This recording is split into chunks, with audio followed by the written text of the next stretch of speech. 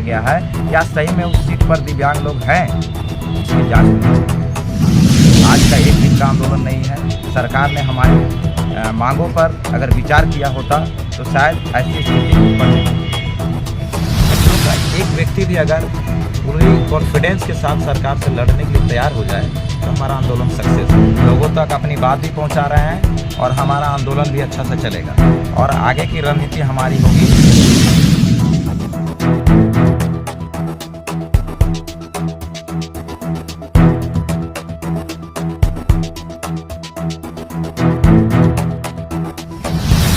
तो सरकार के प्रति उनका रवैया, अब सरकार खुद इसका जवाब देगी कि क्यों विकलांगों को, पढ़े लिखे विकलांगों को, मैं खुद ग्रेजुएट हूँ और हमारे कई साथी बीएड भी हैं। अब यहाँ हमारी एक जनता हम लोग को भेजने का काम किया और ये लगातार आंदोलन जब चल रहा तो कोई भी आदमी कितना मदद। मैं हूँ सीमा और आप देख रहे हैं न्यूज 100 लाइव टीवी। अभी हम लोग आए हुए हैं झारखंड की राजधानी रांची में, और ये जो जगह है राजभवन, यहाँ पे आपने देखा था पिछले साल लगातार यहाँ पे जो है ये धरना स्थल पे दिनों दिन संख्या बढ़ते ही जा रहे थे। कुछ दिन पहले यहाँ पे धरना को स्थगित कराया गया था। उसी बीच में यहाँ पे एक है दिव्यांग लोग का जो धरना कंटिन्यू यहाँ पे जारी है। इनका धरना अभी तक 36 दिन हो चुका है और इसी बीच में इन्होंने विधानसभा घेराव भी किया था, मुख्यमंत्री आवास तक भी गए थे, लेकिन इनका अभी तक कोई पहल नहीं हुआ। इनके लिए ना ही सरकार के तरफ से कुछ सुविधा इनको दी जा रही है, ना राशन पानी की व्यवस्था है इनके पास में, फिर भी ये धरना स्थल पर टिके हुए हैं। और हम लोग जानते हैं कुछ दिव्यांग भाई लोग जो हैं यहाँ पे बैठे हुए हैं और उनसे हम लोग जानते हैं कि ये धरना स्थल पे एक 36 दिन से ये किस तरह से यहाँ पे टिके हुए हैं। विधानसभा घेराव भी किया था, उसमें आपको आश्वासन भी किया गया था कि आपका जो मांग पत्र है वो मांग पत्र हम मुख्यमंत्री तक पहुंचाएंगे, लेकिन अभी तक उसमें पहल नहीं हो पा रही है। इसमें आप क्या बोलना है? नमस्कार, जोहार। सबसे पहले तो मैं आप सभी मीडिया भाई बंधु को बहुत बहुत धन्यवाद देना चाहूँगा कि आपने हम सभी दिव्यांगों के समस्या को समझते हुए अपना समय निकालने का काम किया है। उसके लिए बहुत बहुत धन्यवाद देते हैं। आज हम लोग लगातार 36 दिन से धरना पर बैठे हुए हैं और ये धरना आज 36 दिन पहले का शुरुआत किया हुआ नहीं है। ये धरना पिछला 26 नवंबर 2022 से शुरू हुआ और 20 तारीख का विधानसभा घेराव के बाद हमें आश्वासन दिया गया कि आपकी मांगें जायज़ है और आपकी 6 मांगों पर हम विचार करेंगे और 3 महीने में इसे पूरा करने का काम करवाया जाएगा। हमारे सरकार रहते भर में आपकी मांगों पर विचार करते हुए इसे इम्प्लीमेंट किया जाएगा।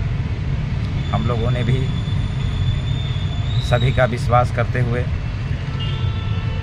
23 दिसंबर को यहाँ से सभी लोग धरना को स्थगित कर हम लोग अपना पुनः घर को चले गए। पूरा साल बीत गया और हम लोग सरकार का आस में रहें कि शायद सरकार हमारी मांगों पर विचार करेगी, लेकिन कहीं भी कोई नियमावली में हम लोग के विषय वस्तु पर ध्यान नहीं दिया गया। आप लोग 36 दिन से यहाँ पे हैं और फिर आप लोग को मानदेय जो है 1000 रुपया मिल रहा है, तो आप लोग का यहाँ का खर्चा कैसे चला रहे हैं आप लोग? बिल्कुल, मैं वही बात बताना चाहूँगा कि जब हमने पुनः 1 दिसंबर से धरना यहाँ शुरू किया तो सभी दिव्यांगजन जो पूरे झारखंड के हैं उन्होंने कुछ करके हम लोगों को सहयोग करने का काम किया। लोगों ने भी आकर यहाँ सहयोग करने का काम किया और बहुत सारे जो समाज सेवी लोग हैं उन्होंने हमारी मदद की और हम ये कंटिन्यू धरना लगातार आज 36 दिन तक चला रहे हैं। लेकिन अब हमारी परिस्थिति उस लायक नहीं है। अब हम इस धरना को आगे खींचने के लिए माने सुविधाओं के लिए दिक्कत हो रहा है। हमारे पास खाने की सामग्री घट रही है और हमारे पास व्यवस्था उस ढंग की नहीं है और इस कारण हम अपना धरना समाप्त नहीं कर सकते हैं कि हमारी सामग्री या हमारा समस्या यहाँ पर है। हम इस धरना को कंटिन्यू करेंगे और हम सरकार को आगाह करेंगे और कि हम कमज़ोर नहीं हैं, हम लड़ सकते हैं। आप हमारे ऊपर कितने भी वार कीजिए, हम उसका जवाब ज़रूर देंगे। हम लोग कल से भिक्षाटन का कार्यक्रम कर रहे हैं, लोगों तक जाकर अपनी बात बता रहे हैं कि हम लगातार आज कड़कती ठंड में 36 दिन से पूरे झारखंड के दिव्यांगजनों के लिए यहाँ पर लड़ रहे हैं और उनकी आवाज़ को बुलंद करने का काम कर रहे हैं, ताकि हमारा जो समाज पिछड़ा है, जो समाज जो दिव्यांगता समाज है, वो आज ऐसे भी मोहताज है, वो उस मजबूर है, उसका 30% से ऊपर का आबादी आज भीख मांगने पर ऑलरेडी मजबूर है। अब यहाँ पे जो है भिक्षा जो है आप यहाँ पे लिखे हैं कि झारखंड सरकार की गलत नीतियों का शिकार दिव्यांगजन जो है और भीख मांगने पर आप मजबूर हो रहे हैं, तो इस पे आप क्या बोलना चाहिए? गलत नीतियों का शिकार इसलिए है कि हम लोग को जो भी आरक्षण सरकार के द्वारा दिया गया है, सेंट्रल और राज्य सरकार के द्वारा, वो आरक्षण हम सबों को मिल नहीं रहा है। सभी जगह हमारी चाहे जॉब की भर्तियाँ हो, चाहे वो गैर सरकारी संगठन हो या सरकारी संगठन हो या सरकारी योजनाएं हो, उसमें हमारा दिव्यांगजनों का तो आरक्षण तो दिया जाता है, तो क्या आपको आरक्षण इस पे नहीं मिल रही? देखिए, हम वही चीज़ आपको बताना चाह रहे हैं कि जितनी योजनाएं हैं, जितनी तरह के सरकारी संस्थान हैं, जितनी तरह के गैर सरकारी संस्थान हैं, उसमें जो 4% हम लोग का राज्य सरकार से और 5% हमारा राज्य सरकार से और 4% हमारा केंद्र सरकार से सुनिश्चित है, वो धरातल पर कहीं भी नहीं है। आप उसकी सरकार से जांच करवाइए, उसके बारे में पता कीजिए कि क्या आवास योजना में हो या आपका अंत्योदय कार्ड योजना में हो या सरकार की जितनी सारी योजनाएं हैं, क्या उनमें राज्य सरकार का 5% सुनिश्चित हो पा रहा है। उसका जानने का विषय है कि क्या दिव्यांग को उसका अधिकार मिल रहा है या नहीं। आज गैर सरकारी संस्थान, बहुत सारे प्राइवेट लोकल जो कंपनियां हैं, उसमें जो हम लोगों को 4% आरक्षण दिया गया है, क्या सही में उस सीट पर दिव्यांग लोग हैं, इसकी जांच होनी चाहिए। क्योंकि अगर ऐसा होता कि हमारे 4% सुनिश्चित होता तो हम लोग को यहाँ आकर बैठने की ज़रूरत नहीं थी और ना हमें भीख मांगने की ज़रूरत थी। तो ये सरकार का गैर जिम्मेवार रवैया है, जिस कारण लगातार 2 साल से आंदोलन हो रहा है। ये आज का एक दिन का आंदोलन नहीं है। सरकार ने हमारी मांगों पर अगर विचार किया होता तो शायद ऐसी स्थिति उत्पन्न नहीं होती। आपका परिचय? मेरा परिचय, मैं ओम प्रकाश चौहान, झारखंड दिव्यांग आंदोलन सद प्रदेश अध्यक्ष, धनबाद जिले से। तो है आप लोगों को 1000 रुपया ये मिलता है पेंशन, लोग का कैसे चलता है? 1000 से तो कैसे आप लोग उसको मैनेज कर रहे हैं? किसी तरह से मैनेज करना पड़ता है। अगर 1000 मिल रहा है तो उसी में किस तरह से एक दूसरे से मांग करके या किस तरह से हो जाता है। पर सरकार द्वारा जो घोषणा पत्र दिया, अपने सरकार जब बनने वाली थी झारखंड सरकार, तो उसमें 2500 करने का था, तो 2500 कर देते तो बहुत अच्छा रहता, लेकिन वो भी नहीं हो नहीं। अभी तो फिलहाल 1000 रुपया ही मिल रहा है, तो 1000 रुपया से क्या आपका घर परिवार चल रहा है उससे? नहीं, बिल्कुल नहीं। तो कैसे मैनेज कर रहे हैं आप अपने परिवार वालों को? कैसे आप घर का जो है राशन पानी कैसे चला रहे हैं आप? घर का तो नहीं हो पा रहा है, खुद का भी नहीं हो पा रहा है। बहुत मुश्किल से अपना खुद का मैनेज हो रहा है, बहुत मुश्किल। तो इसके लिए आपको जो है रोड पे भी निकलना पड़ रहा है? हाँ, रोड पर भी निकलना पड़ रहा है, लेकिन सरकार हमारी बात को नहीं मान रही है। आपका परिचय दीजिए। मेरा नाम हेमलाल है, मैं हजारीबाग जिला से। 36 दिन जो है आप लोग काफ़ी कष्टदायक रहा, इस बीच में मौसम भी काफ़ी ख़राब हुआ। किस तरह जो है ये आंदोलन 36 दिन से कैसे टिके हुए हैं, किस तरह से आप लोगों को कष्ट का सामना करना पड़ रहा है? और अभी हम देख रहे हैं कि आप बैनर में भी लेके भीख मांगने पे भी मजबूर हो गए हैं, तो इस पर क्या बोलिएगा आप?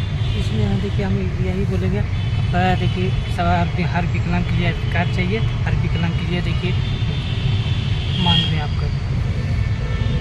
जब तक मांग पूरा नहीं तब तक यहीं बैठे हुए, यहीं मांग उनके, यहीं फिर खाना उन्हें बना के यहीं फिर खाएंगे। तो क्या आप एक चीज़ बताइए, जो 36 दिन से बैठे हुए हैं, इस 36 दिन में आपको कहीं से सहयोग नहीं मिला है, ना कुछ नहीं है, तो आप कैसे चला पा रहे हैं आंदोलन को? हम पहले भी बताएं कि हम लोग का पूरे झारखंड में जितने दिव्यांगजन हैं, उन्होंने अपने पेंशन राशि से कुछ चंदा हम लोग को भेजने का काम किया। और ये लगातार आंदोलन जब चल रहा तो कोई भी आदमी कितना मदद करेगा। इसमें जितना सहयोग हो सका उन्होंने किया, लेकिन अब यह स्थिति आ गया कि लोग भी यहाँ नहीं आना चाहते हैं और यहाँ का आंदोलन में अब उनका पास समय भी नहीं बच रहा है, क्योंकि सबका अपना अपना काम धंधा है। लेकिन आंदोलन कैसे पूरा हो, इस पर सबको विचार नहीं आ रहा है, क्योंकि हम लोग का एक व्यक्ति भी अगर पूरी कॉन्फिडेंस के साथ सरकार से लड़ने के लिए तैयार हो जाए तो हमारा आंदोलन सक्सेस है। तो इसके लिए हम लोग को शक्ति चाहिए। यहाँ रहना पड़ेगा, यहाँ खाना पड़ेगा, यहाँ टेंट का भाड़ा है, यहाँ बर्तन का भाड़ा है, ये सब हम लोग को मैनेज नहीं कर पा रहे हैं। तो हम लोग समस्या से घिर चुके थे, तो हम लोग को एक ही रास्ता नज़र आया कि हम लोग जनता पास जाएं। जनता ही सर्वोपरि है, जनता ही सारा कुछ कर सकती है। जनता पास हम जा रहे हैं, अब वो हमारा मदद भी कर रहे हैं और वो हमें आश्वासन भी दे रहे हैं कि आपका अगर बात नहीं सुना जाएगा तो ऐसी सरकार हमारे भी काम की नहीं है। तो सरकार के प्रति उनका रवैया, अब सरकार खुद इसका जवाब देगी कि क्यों विकलांगों को, पढ़े लिखे विकलांगों को, मैं खुद ग्रेजुएट हूँ और हमारे कई साथी बीएड भी हैं। अब यहाँ हमारी एक जीना बहन बीएड करके यहाँ पर आकर लगातार धरना में शामिल हुई है। एक भाई हमारा साइंस से ग्रेजुएट है और वो भी हमारा संजय कुशवाहा, वो हमारे आंदोलन में कल भिक्षाटन में पूरा सहयोग के साथ आया। तो हमको कहना है क्यों ऐसा सवाल कैसे आ रहा है कि आपका दिव्यांग जन शिक्षित होकर और रोड पर भीख मांगने पे मजबूर है, क्योंकि आपका नीति में कहीं ना कहीं कमी है। आपने दिव्यांगों के लिए कुछ भी नहीं सोचा, उनके उत्थान के लिए कहीं भी ध्यान नहीं देने का काम किया। ये 4 साल आपको हो चुके हैं, लेकिन आपने दिव्यांगता के विषय पर कहीं भी ध्यान नहीं दिया। आप बता दीजिएगा कि हमने लाखों को पेंशन कर दिया। पेंशन आपका समस्या का हमारा समाधान नहीं है। हमको रोजगार चाहिए, हमें वो पूर्ण अधिकार चाहिए। जो हमारा कानून, हमारा संविधान हमको दे रहा है वो आपको देना होगा। और उसके लिए हम आपको पेंशन के लिए नहीं आपके पास बैठे कि आपने वादा किया कि 2500 पेंशन देंगे, हमारा आपके वादे पे नहीं बैठे हुए हैं। आपने वादा किया, लेकिन आपने उसमें चमन्नी भी बढ़ोतरी करने का काम नहीं किया। अगर आपके वादे में सच्चाई थी तो आप ज़रूर चमन्नी बढ़ाने का काम करते, लेकिन आपने वो भी नहीं किया। तो इससे हमें साफ स्पष्ट होता है कि आपकी सरकार दिव्यांगों के हित में काम नहीं कर रही है और ऐसी सरकार का हम घोर आलोचना कर रहे हैं। ये 36 दिन में आपने विधानसभा घेराव भी किया था, मुख्यमंत्री के आवास तक भी आप लोग गए थे, तो अभी तक तो आपका कोई पहल नहीं हुआ। तो अगर पहल नहीं हो रहा तो आगे की रणनीति क्या होगी आप लोगों की, जो सरकार तक आप लोगों का बात पहुंच पाए? बिल्कुल, हम अभी भिक्षाटन कर लोगों तक अपनी बात भी पहुंचा रहे हैं और हमारा आंदोलन भी अच्छा से चलेगा। और आगे की रणनीति हमारी होगी, हम हर एक वार्ड पार्षद तक जाएंगे। हम सरकार के अब किसी भी व्यक्ति के पास नहीं जाना चाहेंगे। हम अब जनता के जो लोकप्रिय नेता हैं और जो हमारे पार्षद सब हैं और हमारे जो जनता है, वहाँ तक जाकर अपनी बातों को रखेंगे कि हमारे साथ ऐसा घोर अंधकार वाला काम किया गया है, हमें भटकाने वाला काम किया गया है, हमें वादा करके वादा खिलाफी का काम किया गया है। हम धरना पर लगातार 2 साल से बैठे हैं। ये बात हम सब जनता को बताएंगे। हम यही कर सकते हैं, क्योंकि हम भाई लाचार हैं। लाचार लोग लाठी डंडा नहीं चला सकता है। जिस प्रकार आपकी सरकार ने हमारे रंजीत भाई पर लाठी चलाया विधानसभा घेराव में 2022 में, हम लोग लाठी तो चला नहीं सकते हैं। हम आपको बातों से जवाब दे सकते हैं। हम अपना दिमाग का शक्ति से आपको जवाब दे सकते हैं। बस वही करेंगे हम। हमारा लड़ाई उसी ढंग का चलेगा, शांतिपूर्ण और सही तरीके से। किसी को कोई हम लोग विरोध प्रदर्शन जो कर रहे हैं उसका करने का सभी को संवैधानिक अधिकार है और इस पर कोई भी हमें इस संविधान के कानून से हमें वंचित नहीं कर सकता है। मैं इतना ही बोलूँगा।